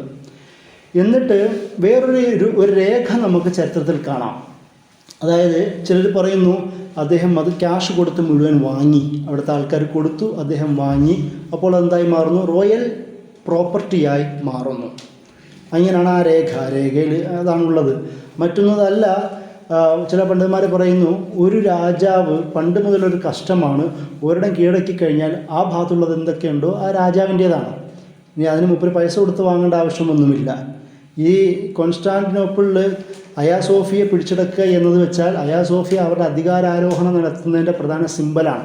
അതും കൂടെ തൻ്റെ കയ്യിലേക്ക് വരുമ്പോൾ തൻ്റെ അധികാരം കൂടുതൽ ഉറപ്പിക്കാൻ പറ്റും എന്നതുകൊണ്ട് പൈസ കൊടുക്കാതെ തന്നെ അദ്ദേഹം വാങ്ങിയതാണ്. ആ റോയൽ ഫാമിലിയിലേക്ക് അല്ലെങ്കിൽ തൻ്റെ ട്രഷറിയിലേക്ക് ചേർത്തതിൻ്റെ രേഖ മാത്രമാണ് അതെന്നും വിശദീകരിക്കുന്ന 2 വായനകളുണ്ട്. എന്താണെങ്കിൽ പോലും അയാ സോഫിയ ഖിലാഫത്തിൻ്റെ ഭാഗമായി മാറുകയും ബാക്കിയുള്ള പണ്ഡിതന്മാർ അതിനെ വളരെ എക്സ്പാൻഡ് ചെയ്ത് ഇന്നത്തെ കോലത്തിലേക്ക് എത്തിക്കുകയും ചെയ്തു, ഭരണാധികാരികൾ എത്തിക്കുകയും ചെയ്തു എന്നുള്ളതാണ്. അപ്പോഴും നമ്മൾ മനസ്സിലാക്കേണ്ടത് ഇത് ഖിലാഫത്തായിട്ടില്ല. ബെയ്ലിക് എന്ന് പറയുന്ന ഒരു മേയർ മുനിസിപ്പൽ പവറിൽ നിന്ന് സൽത്തനത്തിലേക്കും, അതായത് സുൽത്താൻ എന്ന് പറയുന്ന പൊസിഷനിലേക്ക് എത്തുകയും സുൽത്താൻ മുഹമ്മദ് ഫാത്തിഹ് എന്ന് പറയുന്ന ഒരു അവസ്ഥയിലേക്ക് മാത്രമേ എത്തിയിട്ടുള്ളൂ. ഈ ഫാത്തിഹ് എന്ന് വെച്ചാൽ ആ പദം വരുന്നത് ഫതഹ് ചെയ്തവൻ എന്നുള്ള അർത്ഥത്തിലാണ്. കോൺസ്റ്റാന്റിനോപ്പിൾ പിടിച്ചെടുത്തു എന്നതാണ് സുൽത്താൻ മുഹമ്മദിൻ്റെ പ്രത്യേകത. ഇവിടെ നമ്മൾ ഒരു ഓർക്കേണ്ട വളരെ രസകരമായ ഒരു സംഭവമുണ്ട്. ഡ്രാക്കുളയുടെ ചരിത്രം. നമുക്കെല്ലാവരും അറിയാവുന്ന, ലോകത്തിലെ എപ്പോഴും ഒരു ഹൊറർ സിനിമകളിൽ എന്നും ആദ്യം എല്ലാവരും ഓർക്കുന്നതാണ് ഡ്രാക്കുള. ഡ്രാക്കുള യഥാർത്ഥത്തിൽ ജീവിച്ചിരുന്ന ഒരു മനുഷ്യനായിരുന്നു. വലാച്ചിയ എന്ന് പറയുന്ന സുൽത്താൻ മുഹമ്മദ് ഫാത്തിഹിൻ്റെ വാപ്പ മുറാദ് അദ്ദേഹം പിടിച്ചെടുത്ത പദവാണ് വലാച്ചിയ എന്ന് പറയുന്ന ഭാഗം. അവിടെ ഭരിച്ചിരുന്ന ഒരു ഭരണാധികാരിയുടെ മകനാണ് വ്ലാഡ് ദ ഡ്രാക്കുൾ. അദ്ദേഹം പണ്ടത്തെ തുർക്കികളുടെ ഒരു രീതിയുണ്ട്, ഏത് ഭാഗത്താണോ പോകുന്നത് അവിടുത്തെ പ്രധാന ഭരണകൂടത്തിലെ കുടുംബങ്ങളെ പിടിച്ചുകൊണ്ടുവരും, എന്നിട്ട് കുടുംബത്തിൽ വളർത്തും, അവരെ മുസ്ലിങ്ങളാക്കും, ദീൻ പഠിപ്പിക്കും. ചിലർ നല്ല പണ്ഡിതന്മാരായി മാറും, ചിലർ നല്ല സൈനികരും മിലിറ്ററി ജനറൽസുമായി മാറും. ഖിലാഫത്തിൻ്റെ റോയൽ ആർമിയുടെ ഭാഗമായി രൂപപ്പെടും. എനിച്ചേരി എന്നാണ് ഇവരെ വിളിക്കുക, ന്യൂ ആർമി എന്നാണ് എൻ്റെ അർത്ഥം. അതിൻ്റെ ആൾക്കാരായി ഇവർ മാറും. അങ്ങനെ ഈ മുറാദ് പിടിച്ചുകൊണ്ടുവന്ന കുടുംബത്തിൽപ്പെട്ട ആളാണ് വ്ലാഡും അദ്ദേഹത്തിൻ്റെ അനിയനും. പിന്നീട് പക്ഷെ സംഭവിച്ചത്, ഈ ഇദ്ദേഹം ഡ്രാക്കുൾ ആ ഒരു തൻ്റെ കുടുംബത്തിൻ്റെ അധികാരം നഷ്ടപ്പെട്ടു എന്നൊരു കൺസെപ്റ്റുള്ള ആളായിരുന്നു അത്രേ. ഇദ്ദേഹം വളർന്നു വരുന്നതോടുകൂടി ഉസ്മാനി ദർബാറിൽ നിന്ന് രക്ഷപ്പെടുകയും നാട്ടിൽ പോയി ആൾക്കാരെ വിളിച്ചു കൂട്ടുകയും വീണ്ടും ഭരണം സെറ്റപ്പ് ചെയ്യുകയും ചെയ്ത ആളാണ്. അദ്ദേഹത്തിൻ്റെ ഈ രക്തപങ്കിലമായ കഥകൾ, രക്തദാഹിയായ ഡ്രാക്കുള എന്നൊക്കെ കഥ രൂപപ്പെടാനുള്ള പ്രധാന കാരണം അദ്ദേഹം അവിടെ വരികയും വളരെ ക്രൂരമായ പണിഷ്മെൻ്റായിരുന്നു അത്ര അദ്ദേഹം നൽകിയത്. ഇങ്ങനെ ശരീരത്തിൽ നിന്ന് അടിയിൽ നിന്ന് മുകളിൽ വരെ അമ്പെയ്യുകയും കൈകാല് വെട്ടുകയും പിന്നെ കഥകൾ പടർന്നു. അദ്ദേഹം വൈൻ കുടിക്കുമ്പോൾ രക്തം കലക്കിയായിരുന്നു കുടിച്ചതെന്നൊക്കെ. ഇങ്ങനെ രക്തദാഹിയായ ഡ്രാക്കുളിൽ നിന്നുള്ള ഒരുപാട് വാമൊഴി കഥകൾ രൂപപ്പെടുകയും അതിലൂടെ പിന്നീട് എന്തായി മാറുന്നു, ഡ്രാക്കുളയായി മാറുന്നു. യഥാർത്ഥത്തിൽ സുൽത്താൻ മുഹമ്മദ് ഫാത്തിഹിൻ്റെ കൂടെ വളർന്ന കൊട്ടാരത്തിൽ ബ്രദേഴ്സ് എന്ന രീതിയിൽ തന്നെ വളർന്ന ആളായിട്ടാണ് തുർക്കി ചരിത്രകാരന്മാർ രേഖപ്പെടുത്തുന്നത്. അങ്ങനെ ഇദ്ദേഹത്തെ യുദ്ധത്തിൽ പരാജയപ്പെടുത്തുകയും അങ്ങനെ ഓടിപ്പോവുകയും അതിനിടയിൽ മരിക്കുകയും അങ്ങനെ അടക്കം ചെയ്യപ്പെടുകയും പിന്നീട് അദ്ദേഹത്തിൻ്റെ ഖബർ നോക്കുമ്പം ഖബറിൽ ആളില്ലാതാവുകയും അങ്ങനെ ഡ്രാക്കുളയായി മാറുകയും ചെയ്ത കഥയാണ് ഇത്. സുൽത്താൻ മുഹമ്മദിൻ്റെ കഥയിൽ ജീവിതത്തിൽ തന്നെ സംഭവിച്ച എന്നാൽ ഏറ്റവും വലിയൊരു ഇതിഹാസമായി മാറിയ ഒരു കഥാപാത്രമാണ് ഡ്രാക്കുള. അതിനുശേഷമാണ് ഇവരുടെയൊക്കെ പേരക്കുട്ടിയാണ് സലീം എന്ന് പറയുന്ന ആളുണ്ടാവുന്നത്. സലീം ഒന്നാമൻ സഫവി ഡൈനാസ്റ്റിനെ പരാജയപ്പെടുത്തുകയും അതുപോലെ തന്നെ അവർ മംലൂക്ക് രാജാധിപത്യം എടുത്തു കളയുകയും ഹിജാസും മിസ്റും ഈജിപ്റ്റ് അടക്കമുള്ള പ്രദേശങ്ങൾ തങ്ങളുടെ കയ്യിലേക്ക് കൊണ്ടുവരികയും എന്നിട്ട് ഇബ്ൻ അറബിയുടെ ഫിലോസഫി ഉപയോഗിച്ചുകൊണ്ട് ഖിലാഫത്തു റസൂലില്ല എന്നതിനേക്കാളും അപ്പുറം ഖിലാഫത്തുള്ള ആരാണോ അവനൊക്കെയും അള്ളാഹുവിൻ്റെയും റസൂലിൻ്റെ ഖലീഫയാണ് എന്ന് പറയുന്ന ഇബ്ൻ അറബിയുടെ ചിന്ത, പൊളിറ്റിക്കൽ തോട്ട് ഉപയോഗിച്ച് തുർക്കികളായ ആൾക്കാർ ഖിലാഫത്ത് പ്രഖ്യാപിക്കുന്ന ചരിത്രം സംഭവിക്കുന്നത് സലീം ഒന്നാമൻ്റെ കാലത്താണ്. 1520കളിലാണ് ആ സംഭവം സംഭവിക്കുന്നത്. അതിനുശേഷം പിന്നീട് ഇസ്ലാമിക ലോകത്തിൻ്റെ മുഴുവൻ റോളിലേക്കും വരുന്നു. എന്നാൽ ഇതിൻ്റെ ചെറിയൊരു ഇന്ത്യൻ കണക്ഷൻ കൂടി നമ്മൾ പറയേണ്ടതുണ്ട്. ഉസ്മാനികളും മുഗളന്മാരും തമ്മിൽ നല്ല ബന്ധമായിരുന്നില്ല. അതിലേറ്റവും നല്ല ഉദാഹരണം ബാബർ ഉസ്മാനികളും തമ്മിൽ ഒരുപാട് പ്രശ്നമുണ്ടായിരുന്നു. കാരണം ഉസ്മാനികളെ സഹായിക്കുന്ന ഉസ്ബക്ക് തുർക്കുമൻ ട്രൈബുകളെ അറ്റാക്ക് ചെയ്യുന്ന സ്വഭാവം ബാബറിനുണ്ടായിരുന്നു. അതുകൊണ്ട് ബാബറും ഉസ്മാനികളും തമ്മിൽ കാബൂളിൽ വെച്ച് മുടക്കുണ്ടായിരുന്നു. ബാബറിൻ്റെ മകൻ ഹുമയൂണിന് ഉസ്മാനികളോട് ആദരവുണ്ടായിരുന്നത്രേ. പക്ഷേ ഹുമയൂൺ രക്ഷപ്പെട്ട് നേരെ പോകുന്നത് ഉസ്മാനികളായ ശത്രുക്കളായ സഫവികളുടെ ഇറാനിലേക്കായിരുന്നു. അതുകൊണ്ട് പിന്നീട് ഹുമയൂണും അവിടെ അധികാരമില്ലാതാവുകയും Sher Shah Indian sub continent Mughal സൽത്തനത്ത് ഭരിക്കുന്ന ഒരു അവസ്ഥയിലേക്ക് എത്തുന്നു. വീണ്ടും തിരിച്ചിവിടെ വരികയും ഹുമയൂൺ ഒരു വർഷത്തിന് മരിക്കുകയും അക്ബർ ചക്രവർത്തിയായി മാറുന്നു. അക്ബർ ഒരു പ്രാഗ്മാറ്റിസ്റ്റായ ഒരു ഭരണാധികാരിയാണ്. ആവശ്യമുള്ളപ്പോൾ ഉസ്മാനികളുടെ ഡിപ്ലോമാറ്റിക് ബന്ധങ്ങൾ സൂക്ഷിക്കുകയും വേണ്ടപ്പോൾ എടുത്തു കളയുന്ന ഒരാളായിരുന്നു. 50-ലധികം വർഷം ഭരിച്ച അക്ബർ ഉസ്മാനികളുമായി ഇടയുന്നത് മക്കയിലെ ഉംറയും ഹജ്ജുമായി ബന്ധപ്പെട്ട വിഷയത്തിലാണ്. എങ്ങനെയാണെന്ന് വെച്ചാൽ 4-5 കത്തുകൾ ഉസ്മാനി ഖലീഫയിൽ നിന്ന് മക്കയിലെ ഗവർണറിലേക്ക്, ഷെരീഫ് എന്നാണ് പറയുക, മക്കൻ ഗവർണർ അന്ന് ഷെരീഫിലേക്ക് കത്തയക്കും. കാരണം എന്താണെന്ന് വെച്ചാൽ 1577 ഒരു കാലഘട്ടങ്ങളാണ് ഈ സംഭവം. അക്ബറിൻ്റെ അവസാന ഘട്ടം. അക്ബർ തൻ്റെ കുടുംബത്തെ മുഴുവനും റോയൽ ഫാമിലിയിലെ പെണ്ണുങ്ങളടക്കം ഒരു വലിയ സംഘത്തെ ഹജ്ജിന് വിട്ടു. 577 ഇവരവിടെ എത്തുമ്പോൾ സംഭവിക്കുന്നത് എന്താണ്? മക്കയിൽ ഇവർക്ക് വേണ്ടി പ്രത്യേക പ്രൊട്ടക്ഷൻ ഒരുക്കേണ്ടി വരും. വലിയ ചക്രവർത്തിയുടെ കുടുംബമാണ്. മാത്രമല്ല കൂട്ടം കൂടി നിൽക്കേണ്ടി വരും. അത് മക്കയിലെ മതകീയ നിയമങ്ങൾക്ക് പ്രശ്നമാണ്. ഇവരാണെങ്കിൽ വലിയ ഹ്യൂജ് സമ്പത്ത് വന്നുള്ള സദക്കയായിട്ട് വിതരണം ചെയ്യും. നല്ല കാര്യം തന്നെ. പക്ഷേ അത് ഷെരീഫിൻ്റെ ഉസ്മാനി ഗവർണറിൻ്റെ അധികാരത്തെ തൊടുന്ന കളിയാണവ. ഉസ്മാനി ഗവർണറിൻ്റെ അധികാരത്തിൽ കൈകടത്തുക, സ്വതന്ത്രമായി വിഹരിക്കുക, അത് പലവട്ടം കത്തളയച്ചിട്ടും ഇവർ പോവാതിരിക്കുക. കാരണം അക്ബറിന് ഒരുപാട് തെറി ഇന്ത്യയിൽ കേൾക്കുന്നുണ്ട്. ദീന ഇലാഹി പോലുള്ള സംവിധാനങ്ങൾ കൊണ്ടുവരുമ്പോൾ മതവിരുദ്ധനാണെന്ന് പറയുന്ന ഇമേജ് ഉണ്ടാകുമ്പോൾ, അല്ല ഞാനും ദീനീ ലോകത്തിലുള്ള ആളാണ് എന്ന് കാണിക്കുവാനും കൂടെ വേണ്ടിയിട്ടാവാം അദ്ദേഹം എന്ത് ചെയ്യുന്നത്, അദ്ദേഹത്തിൻ്റെ കുടുംബത്തിന് ഹജ്ജിന് അയക്കുന്നത്. അപ്പോൾ ഇതെല്ലാം കൂടെ ഒരു ഹജ്ജ് എങ്ങനെയാണ് പൊളിറ്റിക്കൽ ടൂളായി മാറുന്നതും കൂടെയാണ് ഇവിടെ വിഷയം. ഹജ്ജിലെത്തുന്നവർ എങ്ങനെയാണ് പൊളിറ്റിക്കലി ഇൻവോൾവ് ചെയ്യുന്നതിൻ്റെ ചരിത്രവും കൂടെ ഇതിൽ നമുക്ക് കാണാം.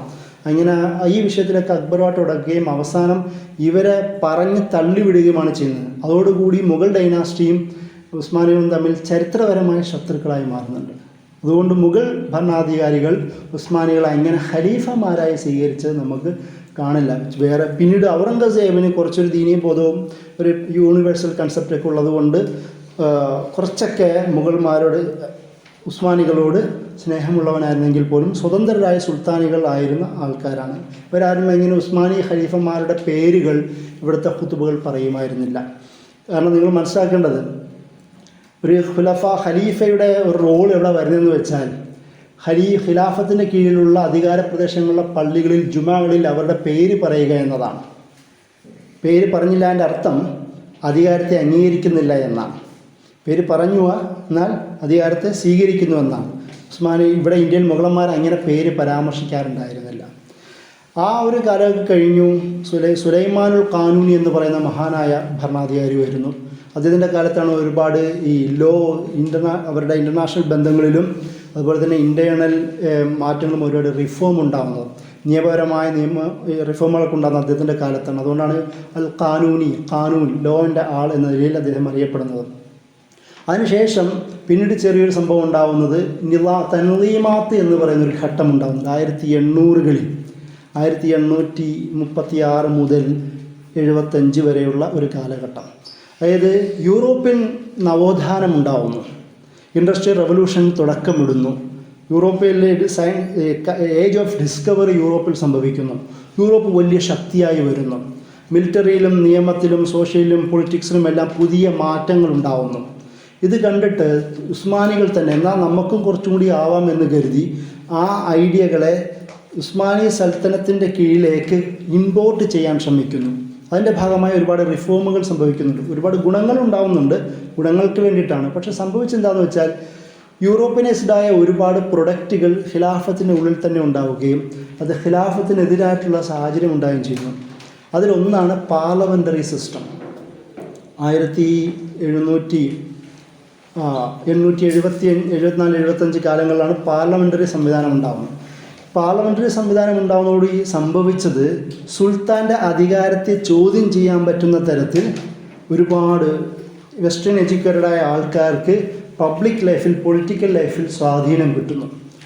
ആ സമയത്താണ് 75 കാലങ്ങളിലാണ് സുൽത്താൻ അബ്ദുൽ ഹമീദ് രണ്ടാമൻ ഖലീഫയായി നിയോഗിക്കപ്പെടുന്നത്. അദ്ദേഹം ആദ്യം ചെയ്ത പരിപാടി പാർലമെൻ്ററി സിസ്റ്റം ബാൻ ചെയ്യലാണ്. കാരണം സൽത്തനത്തിൻ്റെ അധികാരത്തെ ചോദ്യം ചെയ്യാൻ ജനങ്ങൾക്കുള്ള ഓപ്ഷനാണ് പാർലമെൻ്ററി സംവിധാനം. അത് നടപ്പിലാവുന്നതോടുകൂടി സുൽത്താൻ അല്ലാതായി മാറുന്നു. അദ്ദേഹം അതെടുത്ത് മാറ്റുകയും അദ്ദേഹം എന്ത് ചെയ്തു, പഴയ രീതിയിലേക്ക് ഭരിക്കുകയും ചെയ്യുന്നു. പക്ഷേ ഉസ്മാനി ഖിലാഫത്തിൽ ഇതിങ്ങനെ തന്നെയാണെങ്കിലും ഉസ്മാനി ഖിലാഫത്തിൽ എടുത്തു പറയേണ്ട ദീനിനോടും സമൂഹത്തോടും അതിൻ്റെ കൂടെ തന്നെ സൽത്തനത്തിനോടും ഏറ്റവും സ്നേഹമുള്ള ഭരണാധികാരിയും അതിൻ്റെ കൂടെ തന്നെ ഉസ്മാനി സൽത്തനത്തിൻ്റെ ഖിലാഫത്തിൻ്റെ ഏറ്റവും അവസാനത്തെ ശക്തനായ ഭരണാധികാരിയും സുൽത്താൻ അബ്ദുൽ ഹമീദ് സെക്കൻഡ് ആണ്. അബ്ദുൽ ഹമീദ് സെക്കൻഡിൻ്റെ സ്ഥാന നീക്കം അത് ഫലസ്തീനിൻ്റെ പരാജയങ്ങളിലേക്ക്, ഇസ്രായേലിൻ്റെ രൂപീകരണത്തിലേക്കും തുടക്കമിടുന്നു. അബ്ദുൽ ഹമീദിൻ്റെ ഭരണകാലത്തിൽ അദ്ദേഹം സ്വതന്ത്രമായി ഉണ്ടാക്കുന്ന സ്വന്തം പൈസ കൊണ്ടായിരുന്നു അത്രേ ജീവിച്ചിരുന്നവർ. ഈ സുൽത്താനൊക്കെ ആയിരുന്നെങ്കിൽ പോലും ഭക്തനായ സ്വാത്വികനായ ഒരു മനുഷ്യനായിരുന്നു എന്നൊക്കെയാണ് പറയുന്നത്. അതിൻ്റെ കൂടെ തന്നെ അദ്ദേഹം ചെയ്ത ഒരുപാട് കാര്യങ്ങൾ ഈ കാലത്ത് വലിയ ചർച്ചയായിരുന്നു. നബി സല്ലല്ലാഹു അലൈഹി വസല്ലമയ്ക്കെതിരെ ഇമേജുകൾ, കാരിക്കേച്ചറുകൾ ഉണ്ടാക്കി ഫ്രാൻസിലും മറ്റിടത്തും വലിയ അറ്റാക്ക് ഉണ്ടാവുകയും ചില വധങ്ങളൊക്കെ സംഭവിക്കുകയും ചെയ്തു.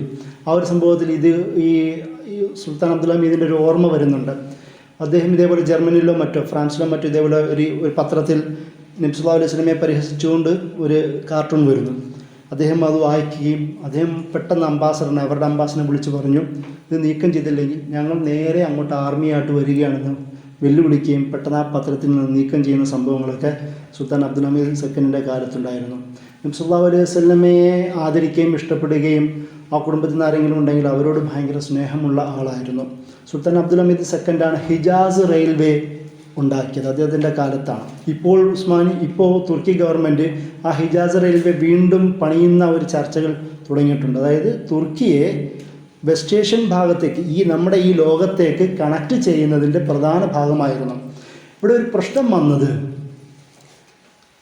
തുർക്കിൻ്റെ ഖിലാഫത്തിൻ്റെ സെൻറ്റർ ഇസ്താംബൂളാണ്. പക്ഷേ വെസ്റ്റ് ഏഷ്യൻ ഈ ഭാഗങ്ങളെന്ന് പറയുന്നത് തുർക്കിയെക്കാളും ഒരുപാട് ദൂരെയാണ് ജിയോഗ്രഫിക്കലി. അതുകൊണ്ട് ഗവർണർമാരെ അയച്ച് ഭരണം നടത്തുകയായിരുന്നു. പലപ്പോഴും ഡയറക്റ്റ് ഒരു സെൻട്രലൈസേഷൻ അധികാരം ഉണ്ടായിരുന്നില്ല. ഇവർ പോകുന്ന രീതിയിലായിരുന്നു ഉണ്ടായിരുന്നത്. ഈ ഒരു ചരിത്രത്തിലാണ് 1744 ഒരു വലിയ വിപ്ലവം സൗദി അറേബ്യ കേന്ദ്രീകരിച്ച് സംഭവിക്കുന്നത്.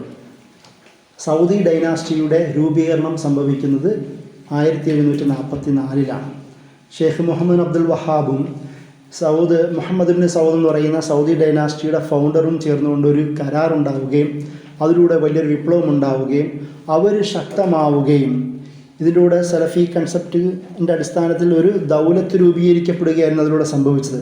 പിന്നീട് ചെയ്തത് ഇറാഖിൻ്റെ ചുറ്റുപാടുകൾ ഇവർ ഒരുപാട് അറ്റാക്ക് ചെയ്തു. അതായത് ഷിഈ സൂഫി ദർഗകളെയും മക്ബറകളെയും സെൻറ്ററുകളെയും അറ്റാക്ക് ചെയ്യുകയും ഒരുപാട് പേരെ കൊല്ലുകയൊക്കെ ചെയ്തു. അത് നേരെ ബാധിച്ചത് ഉസ്മാനികളെയാണ്. അങ്ങനെയാണ് 1815 ഈ സുൽത്താൻ അബ്ദുൽ ഹമീദിന് മുമ്പുള്ള സംഭവമാണ്. 1815 ഈ മുഹമ്മദ് അലി പാഷ, ഇബ്രാഹിം പാഷ എന്ന് പറഞ്ഞ പേരിൽ ഈജിപ്ഷ്യൻ ഗവർണർമാരെ അയക്കുകയും സൗദി ഭാഗത്ത് നിന്ന് ഇവരെ അടിച്ച് ഓടിക്കുകയും ചെയ്തു. ഞാൻ പറയുന്നത് ഒരു പക്ഷേ ഉസ്മാനി ഖിലാഫത്തിൻ്റെ ഉള്ളിലുള്ള ആദ്യത്തെ വിഘടനവാദികൾ എന്ന് വേണമെങ്കിൽ നമുക്ക് സൗദി രാജവംശത്തെ പറയാം. അവിടുന്ന് 744 തുടങ്ങുകയും പിന്നീട് വീണ്ടും 770 വീണ്ടും ശക്തമാവുകയും വീണ്ടും അവരെ അടിച്ചോടിക്കുകയും പിന്നീടാണ് 1932 പലവിധ കാരണങ്ങളാൽ ഇവർ അധികാരം പിടിച്ചെടുത്തുകൊണ്ട് king Abdul Aziz bin Saud പ്രഖ്യാപിക്കുന്നത്. അപ്പോഴത്തേക്കും ഖിലാഫത്തൊക്കെ തകർന്നടിഞ്ഞു. അതൊരു ചരിത്രം ചേർത്ത് പറയണം. കാരണം ഉസ്മാനികളുടെ ഏറ്റവും പ്രധാനപ്പെട്ട വെല്ലുവിളികളിലൊന്ന് സൗദി ഡൈനാസ്റ്റിയും കൂടെ ആയിരുന്നു എന്ന് പറയാൻ വേണ്ടിയിട്ടാണ്. അതിനുശേഷമാണ് ഞാൻ നേരത്തെ പറഞ്ഞതുപോലെ അബ്ദുൽ ഹമീദ് സെക്കൻഡ് വരികയും അദ്ദേഹത്തിൻ്റെ ഒരുപാട് റിഫോമുകൾ ഉണ്ടെങ്കിൽ പോലും പറയേണ്ട ഒരു വിഷയം ഫലസ്തീനി കൺസെപ്റ്റാണ്. സയോണിസത്തിൻ്റെ ഫൗണ്ടറാണ് തിയോഡർ ഹെർസൽ.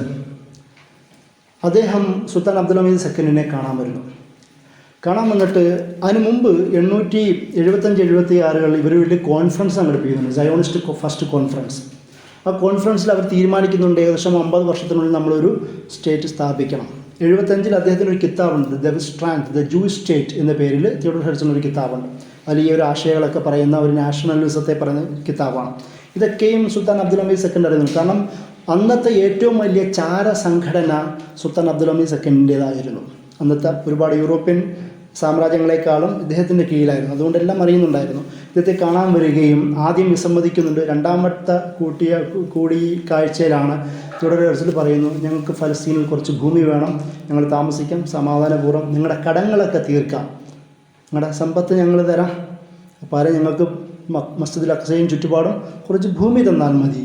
അപ്പോഴാണ് സുൽത്താൻ അബ്ദുൽ ഹമീദ് സെക്കൻഡ് പറഞ്ഞത്, ഇത് ഫലസ്തീൻ എന്ന് പറയുന്നത് മുസ്ലിങ്ങളുടെ വഖഫ് സ്വത്താണ്, മസ്ജിദുൽ അഖ്സയും ചുറ്റുപാടും, അതങ്ങനെ ആർക്കും വിൽക്കാനുള്ളതല്ല എന്ന് പറയുകയും ഒരു പക്ഷേ അത് തന്നെയാണ് കാരണം 1909 അദ്ദേഹത്തെ യുവതുർക്കികളുടെ സഹായത്തോടു കൂടി സയോണിസ്റ്റുകളും ബ്രിട്ടീഷുകളും നീക്കം ചെയ്യുകയും ആ നീക്കം ചെയ്യുന്നതിൻ്റെ കത്ത് കൈയായി കൊടുക്കുന്നത് അന്ന് കാണാൻ വന്ന സയോണിസ്റ്റുകളിൽ ഒരാളായിരുന്നു എന്നാണ് ചില ചരിത്രകാരന്മാർ പറയുന്നത്.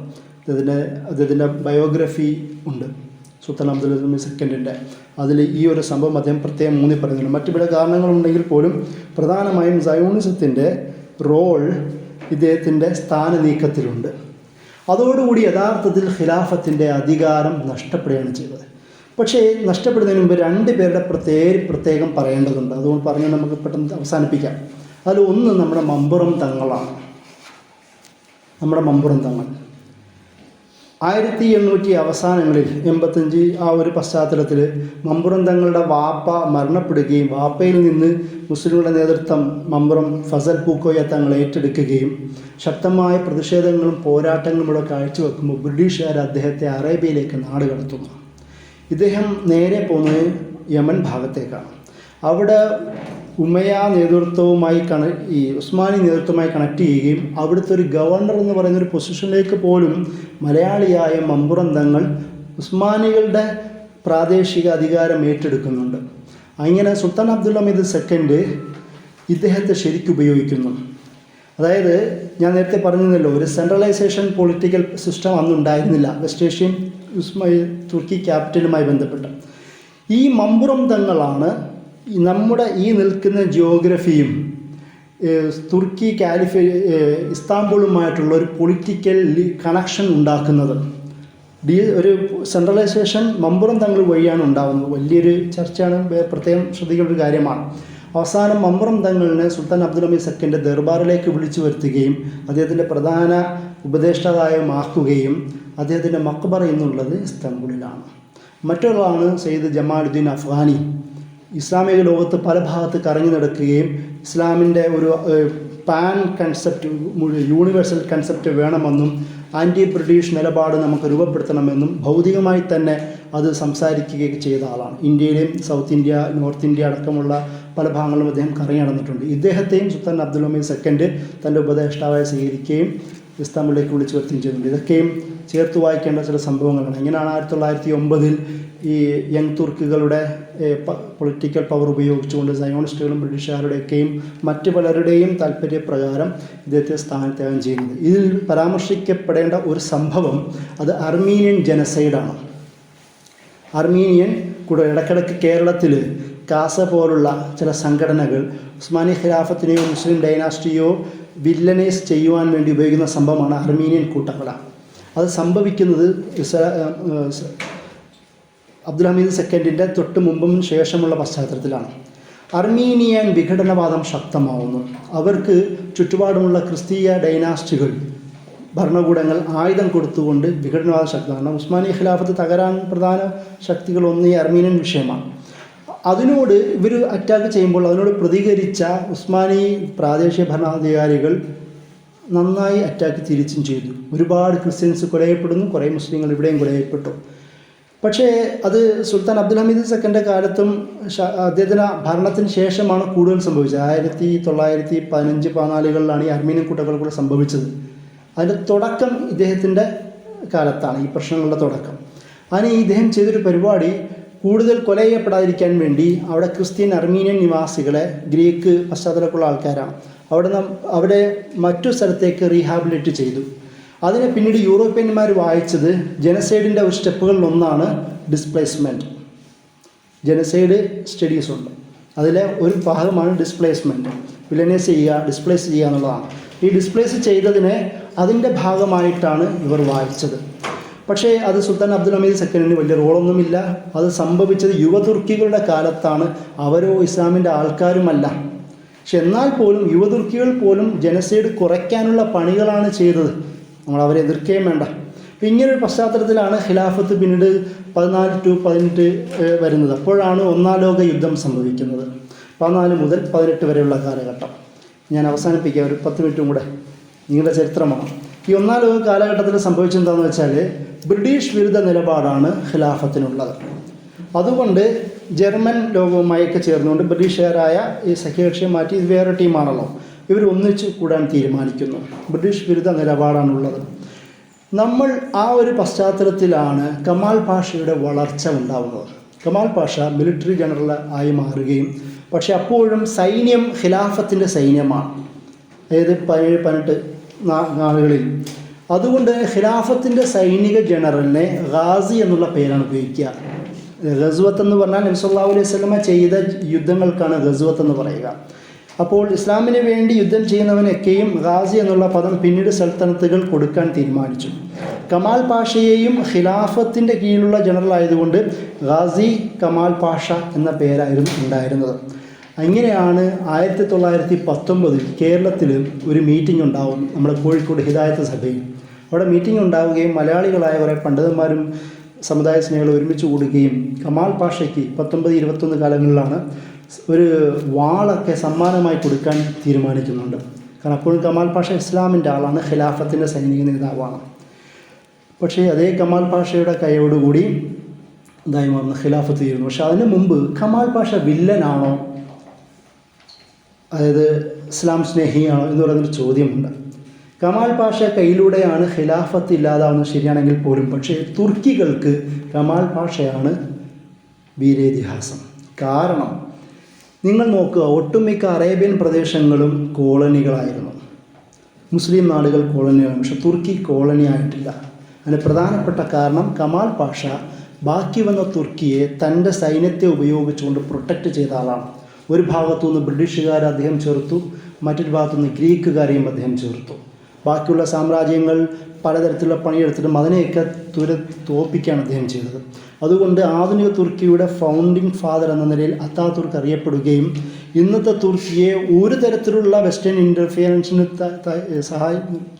അവിടെ തടഞ്ഞ ആളെന്ന നിലയിൽ കമാൽ പാഷ അത്താതുർക്ക് തന്നെയാണ് എന്ന രീതിയിൽ കരുതുകയും ചെയ്യുന്നു. അതുകൊണ്ട് തുർക്കിയുടെ സംരക്ഷണം എന്നതിൽ കമാൽ പാഷയുടെ റോള് മഹത്തരമാണ്. അതുകൊണ്ട് തന്നെ AK പാർട്ടി അടക്കം ആരൊക്കെ എന്തൊക്കെയാണോ കമാൽ പാഷയെ അക്കാര്യത്തിൽ ആരും എതിർത്ത് പറയാറില്ല. തുർക്കിയുടെ ഫൗണ്ടിങ് ഫാദർ കമാൽ പാഷയാണ്. കമാൽ പാഷയുടെ കാഴ്ചപ്പാടുകൾ എതിർക്കുന്നുണ്ടെങ്കിൽ പോലും ഇന്നത്തെ തുർക്കിയെ സംരക്ഷിച്ചു നിർത്തുന്നതിൽ കമാൽ പാഷയ്ക്ക് വലിയ റോളുണ്ട് എന്നതിൽ നമ്മൾ മനസ്സിലാക്കേണ്ട കാര്യമാണ്. പക്ഷേ 1922-24 ആദ്യം പൊളിറ്റിക്കൽ അതോറിറ്റിയായ സൽത്തനത്തിനെടുത്ത് കളയുകയും 24 അവർ ഖിലാഫത്തിനെടുത്ത് മാറ്റുകയും അങ്ങനെ മുഴുവനായും റിപ്പബ്ലിക് ഓഫ് ടർക്കി എന്ന തലത്തിലേക്ക് മാറ്റുകയും സെക്യുലറിസത്തെ പൊളിറ്റിക്കൽ ഐഡിയോളജിയായി സ്വീകരിക്കുകയും സ്വിറ്റ്സർലാൻഡ് യൂറോപ്യൻ ഭാഗത്തു നിന്നുള്ള നിയമരീതികൾ അവരുടെ തുർക്കിയിലേക്ക് കൊണ്ടുവരികയും അങ്ങനെ അവരുടെ ഭരണഘടന രൂപിക്കുകയും ചെയ്യുന്ന കഥയാണ് പിന്നീട് സംഭവിക്കുന്നത്. അതോടുകൂടി അറബിയിലെ ബാങ്ക് ടർക്കിഷിലെ ബാങ്കായി മാറുന്നു. സ്കൂളുകളും ദർഗകളും സൂഫി ത്വരീക്കത്തുകളും ബാൻ ചെയ്യപ്പെടുന്നു. അതായത് സൂഫി ത്വരീക്കത്ത് എന്ന് വെച്ചാൽ അവിടുത്തെ ഇസ്ലാമിക മാനം തസവുഫാണ്, അത് ബാൻ ചെയ്യപ്പെടുന്നു. മദർസകൾ ബാൻ ചെയ്യപ്പെടുന്നു. ഈ സ്കാർഫിന് പകരം സ്കാർഫ് ബാൻ ചെയ്യപ്പെടുകയും എന്നാൽ യൂറോപ്യൻ ഹാറ്റ് അത് അവിടുത്തെ സ്റ്റൈലായി മാറുകയും ചെയ്യുന്നു. അങ്ങനെ വെസ്റ്റേൺ ആശയങ്ങൾ കടമെടുക്കുന്നത് വഴി അദ്ദേഹം ഉദ്ദേശിച്ചത് യൂറോപ്യൻ കൺട്രിയായി മാറുക എന്നതായിരുന്നു. കമാൽ പാഷ എന്തിൻ്റെ പേരിലാണോ ഖിലാഫത്തിനെ മാറ്റി ആധുനിക തുർക്കി ഉണ്ടാക്കിയത്, ആ സ്വപ്നം ഇപ്പോഴും ബാക്കിയാതെ കിടക്കുകയാണ്.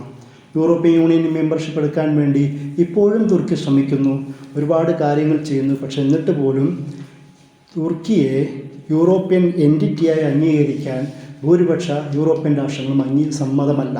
കാരണം നമ്മൾ നേരത്തെ സംസാരിച്ചതുപോലെ തുർക്കി എങ്ങാനും യൂറോപ്യൻ മെമ്പർഷിപ്പിലായിപ്പോയാൽ യൂറോബിയ ആയി മാറുമെന്ന് പറയുന്ന ഇസ്ലാമോഫോബിക്കായ ഒരു കാഴ്ചപ്പാട് ഇപ്പോഴും അവിടെ നിലനിൽക്കുന്നത് കൊണ്ട് ഈ പറയുന്ന ശ്രമങ്ങളൊക്കെ വൃഥാവിലായിപ്പോയി എന്ന് വേണേ നമുക്ക് പറയാം.